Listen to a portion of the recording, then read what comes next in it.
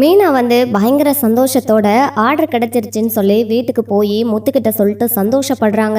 அதுக்கப்புறமா தான் இங்கே அடுத்த நாள் காலையில் எழுந்திரிச்ச உடனே அங்கே எல்லாரும் மாதிரியும் அவங்களும் வேலைக்கு கிளம்பி போயிடுறாங்க. சிந்தாமணிக்கு ஒரே பொறாமை. அது எப்படி எனக்கு இங்கிலீஷ் தெரியலங்கிறத அவள் அத்தனை பேர் முன்னாடியும் குத்தி காமிச்சு அவள் எப்படி அந்த ஆர்டரை வாங்கியிருப்பா? எவ்வளோ பெரிய ஆர்டரு நம்ம மூலமாக அவளுக்கு போயிருக்கு. அப்போ நம்ம எவ்வளோ முட்டாளாக இருந்திருக்கோம் அப்படின்ட்டு டென்ஷனாக பேசிகிட்டு இருக்காங்க. அப்போ தான் திடீர்னு மீனாவுக்கு வயிறு வலி வருது.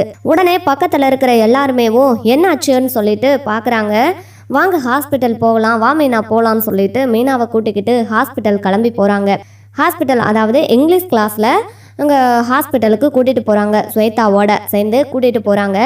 முத்துவுக்கு தகவல் சொல்கிறாங்க. முத்துவும் வேகமாக ஓடி ஐயோ மீனாவுக்கு என்னாச்சு அப்படின்னு பதட்டமாக பேசுகிறாங்க. சீதாவோட ஹாஸ்பிட்டலுக்கு தான் ஸ்வேதா கூட்டிகிட்டு வந்திருக்காங்க. அதுக்கப்புறமா தான் இங்கே உள்ளே போய் டாக்டர்கிட்ட செக் பண்ணி பார்க்குறாங்க.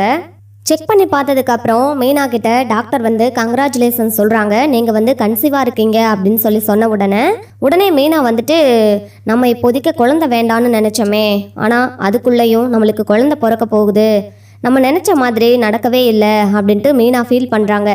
என்னம்மா நீங்கள், நான் சந்தோஷமான விஷயம் சொல்கிறேன் அப்படின்னு சொல்லி எங்கள் டாக்டர் கேட்குறாங்க. உடனேவும் அப்புறமா மீனா பார்க்கறதுக்காக முத்து உள்ளே வராரு. மீனா எழுந்துரு, பார்த்து எழுந்துரு அப்படின்னு சொல்கிறாங்க. இங்கே பாரு மீனா, இது நம்மளை பொறுத்த வரைக்கும் சந்தோஷமான விஷயம்தான். ஏன் சொல்கிறேன்னு கொஞ்சம் புரிஞ்சுக்கோ. குழந்தைங்கிறது நம்ம கையில் என்ன இருக்குது? கடவுள் கொடுக்கறது வரோம். அது நம்மளுக்கு கிடைச்சிருக்கேன்னு நம்ம சந்தோஷப்பட்டுக்க வேண்டியதான். நீ உன் மனசுல என்ன நினைக்கிறேங்கிறது எனக்கு தெரியாமலாம் இல்லை. நம்ம படுற கஷ்டத்தை நம்ம பிள்ளைங்க படக்கூடாது, நம்ம பிள்ளைங்களுக்கு நல்ல ஒரு வாழ்க்கை அமையணும் அப்படின்னு நீ நினைக்கிறது எனக்கு புரியுது. ஆனால் ரொம்ப நீ கஷ்டப்படாத மீனா. அப்புறம் நம்மளுக்குன்னு கிடைச்சிருக்க குழந்தைக்கு ஏதாவது ஒன்று ஆயிட போகுது அப்படின்னு என்ன நடந்தாலும் பார்த்துக்கலான்னு முத்து சொல்லி சமாதானப்படுத்துறாரு. மீனாவும் சரின்னு சொல்லிட்டு வெளியில வராங்க. ஹெல்த்தியானதாக சாப்பிடுங்க, உடம்பு ரொம்ப வீக்காக இருக்குது, நல்லா ரெஸ்ட் எடுக்கணும் அப்படின்னு சொல்லிட்டு டாக்டர் என்னென்ன சொல்லணுமோ எல்லாத்தையும் சொல்லி முடிச்சுட்டுறாங்க. அதுக்கப்புறம் தான் முத்து அங்கே டாக்டர்கிட்ட பேசிட்டு ரிப்போர்ட் எழுதி கொடுக்குறாங்க. அதை வாங்கிட்டு வராங்க. அதுக்கப்புறமா தான் இங்கே மீனா, ஸ்வேதா அப்புறம் சீதான்னு 3 பேரும் நின்று பேசிகிட்டு இருக்காங்க. 3 பேரும் நின்று இந்த மாதிரி நீங்கள் ஹெல்த்தியாக சாப்பிடணும், நல்லா இருக்கணும், உடம்ப நல்லா பார்த்துக்கோங்க, நல்லா சாப்பிடுங்க, சத்தானதாக சாப்பிடுங்க அப்படின்னு சொல்லிட்டு இருக்காங்க. இங்கே சரின்னு சொல்லிட்டு அங்கே பேசிட்டு இருக்கும்போது அந்த பக்கமாக விஜயா போகிறாங்க. விஜயா போகும்போது எங்கள் மீனா, ஸ்வேதா அங்கே நின்று பேசிட்டு இருக்கிறத பார்த்த உடனே இங்கே என்ன பண்ணுறாங்க இவங்க அப்படின்னு, அண்ணா ஒரு நிமிஷம் ஆட்டோவை நிறுத்துங்கன்னு சொல்லிட்டு எட்டி பார்க்குறாங்க. எட்டி பார்த்தா ஸ்வேதா சொல்கிறாங்க, உடம்பை நல்லா ஹெல்த்தியாக பார்த்துக்கோங்க, நல்லபடியாக நீங்கள் உடம்பை பார்த்துக்கணும், எந்த ஒரு இதுவும் வெயிட்டெல்லாம் தூக்கக்கூடாது, உடம்பை ஹெல்த்தியாக வச்சுக்கோங்க அப்படின்னு மீனா கிட்ட சொன்ன உடனே, என்ன ஸ்வேதா இப்படி பேசிகிட்டு இருக்கா, எதுக்காக இவங்க 3 பேரும் ஹாஸ்பிட்டல் வந்திருக்காங்கன்னு விஜயா ஒரே குழப்பத்தில் அங்கே மேலே பார்க்குறாங்க. மேலே பார்த்தா குழந்தைங்க ஹாஸ்பிட்டல்னு அதில் போட்டிருக்கிறத பார்த்த உடனே விஜயாவுக்கு பக்குன்னு ஆகுது. என்ன இது, இவளுக்கு குழந்தை பிறக்க போகுதா? ஐயோ, மனோஜுக்குள்ள குழந்தை பிறக்கணும்னு நம்ம ஆசைப்பட்டோம் அப்படின்ட்டு விஜயா அப்படியே பொறாமப்படுறாங்க. சரி ஆட்டோவை எடுங்கண்ணே அப்படின்னு சொல்லிட்டு கிளம்பி போகிறாங்க. நம்மளுக்கு தெரிய வேண்டாம், அவள் வீட்டில் சொல்லுவா, பார்த்துக்கலாம்னு சொல்லிட்டு கிளம்பி போகிறாங்க. அப்போ தான் அண்ணா, முத்து அண்ணா நல்லா பார்த்துக்கோங்க மீனா அக்காவை, மீனா அண்ணியை நல்லா பார்த்துக்கோங்க அண்ணா அப்படின்னு சொல்லிட்டு கிளம்பி போகிறாங்க. அதுக்கப்புறம் தான் எங்கள் விஜயாவுக்கு சந்தோஷமான விஷயத்த சொல்லலாமா வேண்டாமான்னு சொல்லிட்டு சீதா கேட்குறாங்க. அம்மா கிட்ட சொல்லலாம்லக்கான்னு. சரி சீதா, நான் சொல்லிக்கிறேன் அம்மா கிட்ட அப்படின்னு சொல்கிறாங்க. சரிங்க மாமா, நீங்கள் பார்த்து கூட்டிகிட்டு போங்க அப்படின்னு சொல்லிட்டு சீதா ஹாஸ்பிட்டலுக்குள்ளே வேலை பார்க்குறதுக்கு போயிடுறாங்க. இங்கே மீனாவை கூட்டிக்கிட்டு வீட்டுக்கு போகிறாரு முத்து. வேண்டாங்க, இப்போதைக்கு நம்ம யாருக்கிட்டையும் சொல்ல வேண்டாம் அப்படின்ட்டு மீனா சொல்கிறாங்க. ஏன்னா உடம்பு ரொம்ப வீக்காக இருக்குது, இதனால் குழந்தைக்கு ஏதாவது பிரச்சனை வரும் அப்படின்னு கூட சொல்லியிருக்காங்க. அதனால் எனக்கு ஏதாவது குழந்தைக்கு ஏதாவது ஒன்று கிடக்க ஒன்று ஆயிடுச்சுன்னு வச்சுக்கோங்களே, மாமா ரொம்ப ஆசையாக இருக்காருன்னு நீங்கள் தான் சொன்னீங்க, மறுபடியும் குழந்தைக்கு ஏதாவது ஆகி நம்ம மூலமாக அவர் ரொம்ப வருத்தப்பட்டுறக்கூடாது பார்த்தீங்களா, அதுக்காக தாங்க நான் சொல்கிறேன். நம்ம குழந்தைக்கு எந்த பிரச்சனையும் இல்லை, குழந்தை நல்லா ஆரோக்கியமாக இருக்குது அப்படின்னு அப்புறமா நம்ம வீட்டில் சொல்லிடலாம் அப்படின்ட்டு மீனா, முத்து எல்லாருமேவும் 2 பேரும் பேசி வச்சுக்கிறாங்க. இல்லை சீதா சொன்னால் உங்கள் அம்மா கிட்ட சொல்லி அத்தைக்கிட்ட என்ன பண்ணலான் இருக்கிற அப்படின்னு கேட்குறாங்க. அம்மா கிட்டையும் அதாங்க, நான் சீதா கிட்ட பேசிக்கிறேன், அதனால தான் நான் யோசிச்சு பார்த்ததில் இப்படி தாங்க தோணுது அப்படின்னு சொல்கிறாங்க. சரி மீனா, நீ ஏதாவது யோசிச்சு சொன்னேன்னா அது கண்டிப்பாக சரியாக தான் இருக்கும் அப்படின்னு சொல்லிட்டு முத்து மீனாவும் வீட்டுக்கு கிளம்பி போகிறாங்க. வீட்டுக்கு போய் மீனாவை கைத்தாங்களா பிடிச்சிட்டு வந்து முத்து சோஃபாவில் உட்கார வைக்கிறாரு. அப்போ அண்ணாமலை கேட்குறாரு, என்னடா ஆச்சு, என்னம்மா மீனா அப்படின்னு கேட்குறாங்க. ஒன்றும் இல்லை மாமா, நான் நல்லா தான் இருக்கேன், கொஞ்சம் தலைவலி அதான் மாமான்னு சொல்கிறாங்க. என்ன இவ எதுக்காக போய் சொல்லணும் அப்படின்னு விஜயா வந்து யோசிக்கிறாங்க. உடனே என்ன, அவன் ஏதோ கையில் வச்சிருக்கான் தலைவலிங்கிற, என்னாச்சு அப்படின்னு விஜயா கேட்குறாங்க. உடனே முத்து சொல்கிறாரு, மீனா வந்து தலைவலிக்குதுன்னு சொல்லிட்டு வயிறு வலிக்குதுன்னு போய் செக் பண்ணிவிட்டு டாக்டரை பார்த்துட்டு வரோம்ப்பா, ஒன்றும் பிரச்சனை இல்லைப்பா, நல்லா தான்ப்பா இருக்கா அப்படின்னு சொல்கிறாங்க. ஓ அதான் காரணமா, இல்லையே நம்ம பார்த்த ஹாஸ்பிட்டல் அதுக்குண்டானது இல்லையே, எதுக்காக இவ விஷயத்த மறைக்கணும் அப்படின்னு விஜயா சந்தேகப்படுறாங்க. இந்த பக்கம் அண்ணாமலை வந்து சரிம்மா நீ ரெஸ்ட் எடுத்துக்கோ அப்படின்னு சொல்கிறாங்க. அப்படியெல்லாம் ஒன்றும் இல்லை, வயிறு சாதாரண வயிற்ற வலி தானே, அதுக்கு எதுக்கு ரெஸ்ட் எடுக்கணும் அப்படின்ட்டு இங்கே விஜயா வந்துட்டு போய் ஒரு காஃபி போட்டு எடுத்துட்டு வாப்போ அப்படின்னு சொல்கிறாங்க.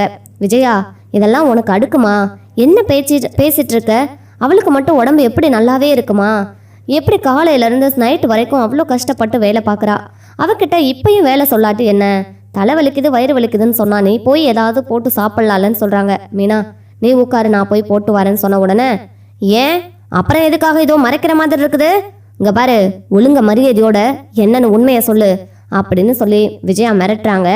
அண்ணாமலை இருந்துக்கிட்டு, இங்கே பாரு விஜயா, அதான் சொல்கிறாங்கல்ல, ஏன் உனக்கு புரியலையா, அவ்வளோதான் உனக்கு மரியாதை, அமைதியாரு அப்படின்னு மிரட்டின உடனே, இங்கே பாருங்க இவங்க எங்கேருந்து வராங்க எல்லாம் எனக்கு தெரியும், என்ன என்கிட்ட மறைக்கிறியா நீ, இப்போ நீ கன்சீவாக தானே இருக்கிற அப்படின்னு கேட்குறாங்க.